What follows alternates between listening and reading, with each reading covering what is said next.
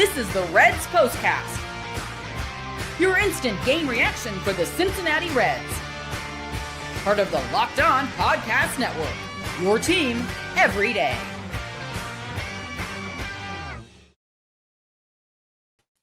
Good afternoon, Reds fans, and welcome to another edition of the POSTCAST brought by Locked On Reds and the Locked On Podcast Network, your team every day. My name is Tim Daniel, and today's episode is brought to you by FanDuel. Join all the action at FanDuel.com to play daily dingers and make your free pick on who's hitting a homer this MLB season. Well, on today's show, Nathaniel Lowe gives a really nice potential send-off along with Tyler Stephenson. We're going to obviously end the show there. Sal Stewart and Brian Hayes pick some homers, but we're going to start the show with the man, the myth, the legend, Chase Burns. This is the Locked On Player of the Game. I don't know if you guys have heard or not, but Chase Burns is really awesome at this whole baseball thing. I think he's got a future there. I think if the Reds had signed him to a $200 million deal, I still would have been like, okay, yeah, that's worth it. That makes sense. I'm happy with it. Obviously, $100 million is probably better for the sake of building the roster, especially after, the Dodgers go and get Terry Francona. But neither here nor there. Let's get comfortable, shall we? So Chase Burns today has to deal with yet another game where they just refused to do a rain delay. So they had a 40-minute non-rain delay where they did every single thing possible, but put the tarp on the field so they didn't have to postpone the game, but they still postponed the game by 40 minutes. Whatever. Chase Burns was still awesome. Goes 6 innings today, gives up 2 hits, 1 earned run, just has 2 walks and 9 strikeouts. Doing ace things, bringing his ERA down to 2.35. Chase Burns continues to dominate. He is now 13-1 in the season. His last 7 starts, he's 5-0 in 7 starts with a 3.08 ERA, 42 strikeouts. Now, the walks are a little higher right now than I'd like them to be. At 17 in his last 7 games, making his whip 1.26, which is still solid. This is where we kind of look at things and just kind of look what he's doing and just kind of take a step back and just be like, man, I know that we've talked all year how great he is. I'm almost running out of ways to describe how awesome he is at pitching baseballs because he is unbelievable. And the fact that he's on the Reds, right here. I can't help but feel like we stole Chase Burns for $105 million in 7 years. What a bargain. Yes, that's exactly what I'm trying to get at. So thank you for putting those words in my mouth because that's exactly what I'm trying to say. The Reds probably got a deal signing him so early, and it was a smart thing to do. They should probably think about it with another guy that we're going to talk about here in the next segment as well. Maybe they can get another guy who has already turned down a big contract extension to kind of do that too. So I don't know. Let's just feel optimistic. They're talking about let's get weird. Let's get weird. Chase Burns today, man. 9 strikeouts. Love to see it. I was honestly surprised he went out for the 6th, considering the ridiculous 40-minute delay, and then goes out there and goes to the 5th. And then I was going to pick up food for my family, and I had Tommy and Cowboy on the broadcast, on the radio. And even Tommy's like, oh, he's going to go out there and throw the 6th and just cleans house. Fun day.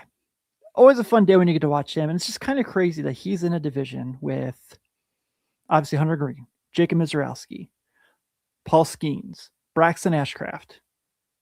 I know the Cubs have someone really good. I can't think off the top of my head in this exact moment, but it'll be fun. Gregory's here every day. Gregory, I think you're going to get your wish maybe Tuesday or Wednesday. Think that's going to happen. Hector Rodriguez, that being brought up. I think he had another really good day today in Louisville, actually. So this has just kind of been a really fun day for him. Love to see it. I see all the Ty Steve comments. We're going to talk about Ty Steve today. I know he's not listed on the rundown, but don't worry. We're going to get there because my man was awesome today. But let's talk about Sal Stewart and Brian Hayes right after this. Time to reveal where the game was won or lost. It's the turning point.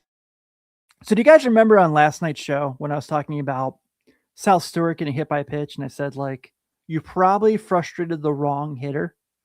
I didn't say he was going to retaliate, which he certainly did not, obviously. But I did say if Mitch Keller gives him a pitch to hit, he's going to put it over the wall. Yeah, he did that today, didn't he?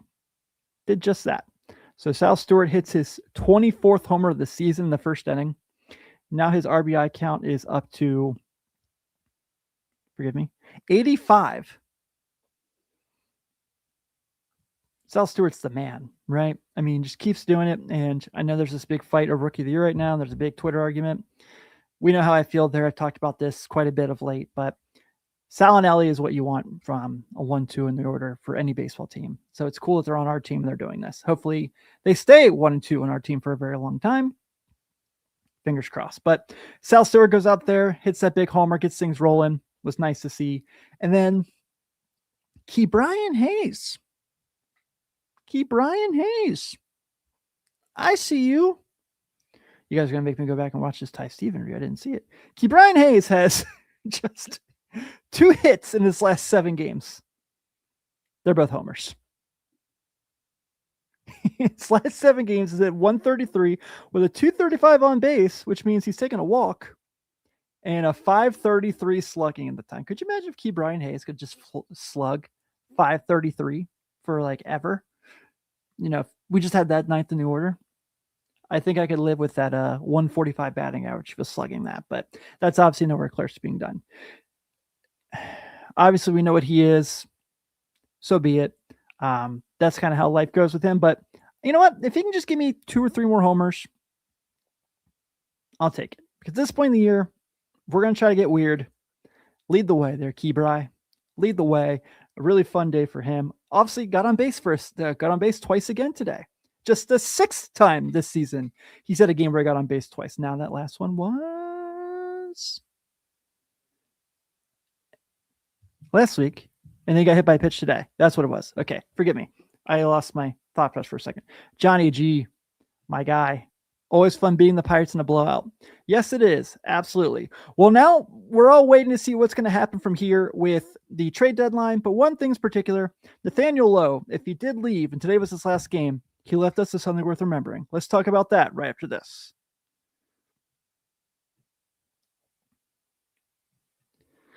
A big thank you to our friends at Amazon for this limited break. This back-to-school season, spend less on your kids with Amazon. We all know how crazy back-to-school shopping experience can be. It starts with a few items on the list, then suddenly you're shopping for supplies, clothes, lunch gear, tech, and about 10 other things you didn't see coming. It adds up fast. When your kid spends the day planning their perfect first day of school outfit because they want to make a great first impression, you end up putting almost as much thought into it as they do. At least the first day photos are worth it. When the school says your child needs a calculator, headphones, tablet for class, and somehow you're buying another one before the semester's halfway over. Since when do kids need so much tech for 3rd grade? When it's 9 p.m. the night before school starts and somebody suddenly remembers they need folders, notebooks, markers, and apparently 12 other things that nobody mentioned until now. Nothing gets the heart rate up quite like emergency school shopping. I'm convinced Prime's delivery to 404 and 7 a.m. feature was created exclusively for parents in this moment. So remember, with Amazon's back-to-school prices, just spend less on your kids, because every dollar you don't spend on them is a dollar you haven't spent on them. Shop back to school at Amazon and spend less on your kids.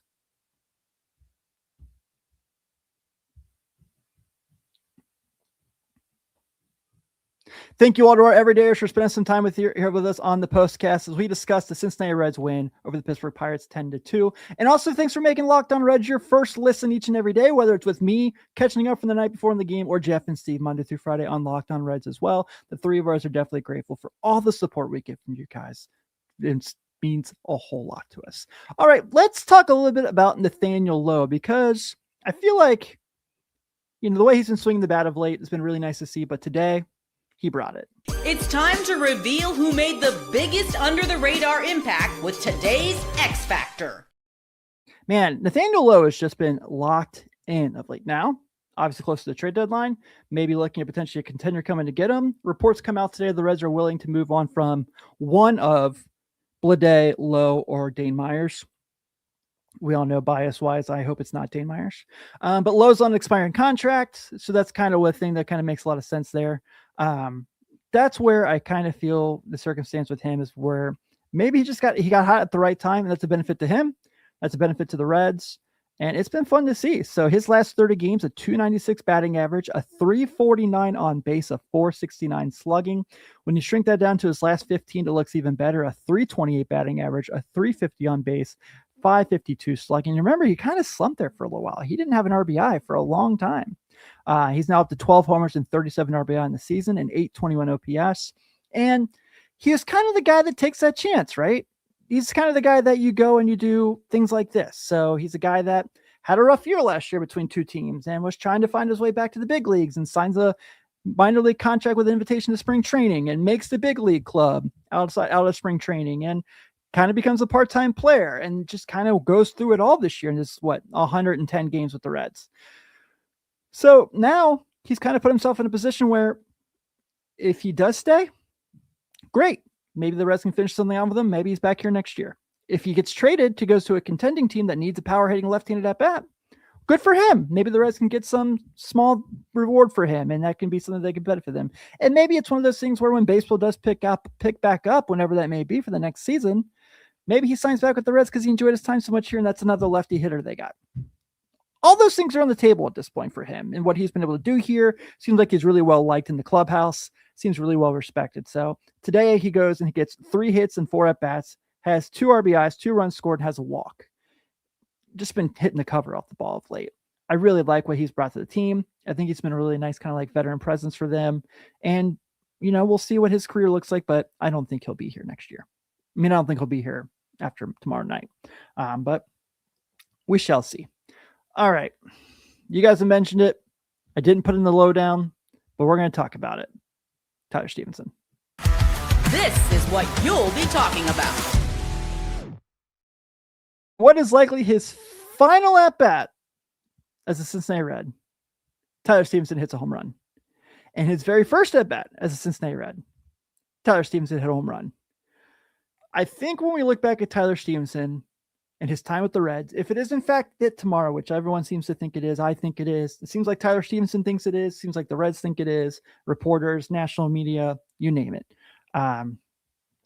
Feels like that was the last time we'll see Tyler Stephenson in a Reds uniform. It's going to be kind of a bummer because I feel like we've gotten to a point with him where it's like, yeah, it was kind of a little up and down between injuries and playing first base at some points, playing left field in some points when they were trying to get him.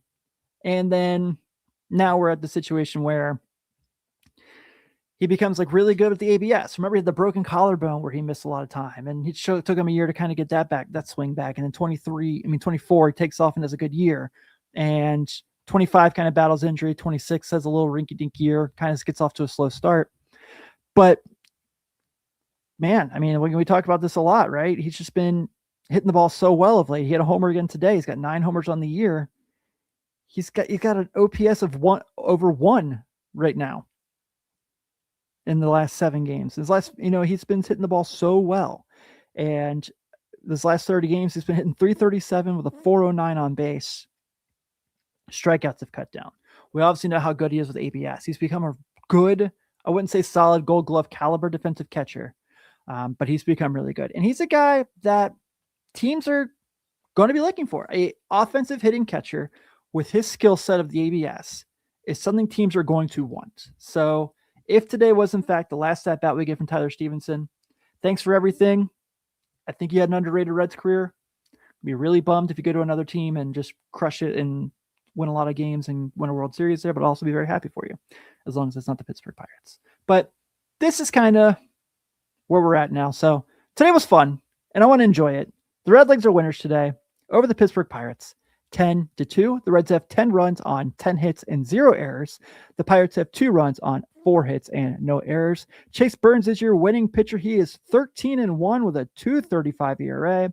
Mitch Keller takes the loss for the Pirates. He is 6-8 with a 5.29 earned run average. Now, as we all wait through the trade deadline tomorrow, the Reds are also off tomorrow, which means I get to be holding on him, looking for every single thing possible to get notifications, just completely refreshing my Twitter account, which you can follow me on Twitter, by the way, to continue the conversation at TimDaniel518.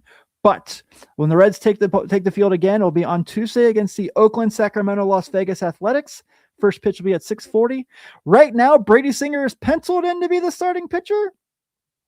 I'm not so optimistic about that, so we'll see how that goes. He is currently, if we're going to go and say he is there, he's 5-10 with a 4.35 ERA and 91 strikeouts.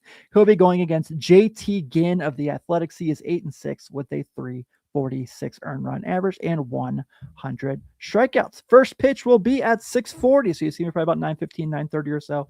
Everyone, thank you so much for spending some time with me on this Sunday. Please, once again, be sure to hit that notification here on YouTube or your podcast app of choice, so you can not only get me after each and every game, but Jeff and Steve Monday through Friday on Locked On Reds as well. And don't forget about the Everydayer Club. For $5 a month or $50 a year, access to ad-free episodes of all your favorite Locked On podcasts as well, and our fun Discord chat where they're talking baseball with everybody. But until then, thank you all again. I'm Tim Daniel. Go Redlegs. I'll see you on Tuesday.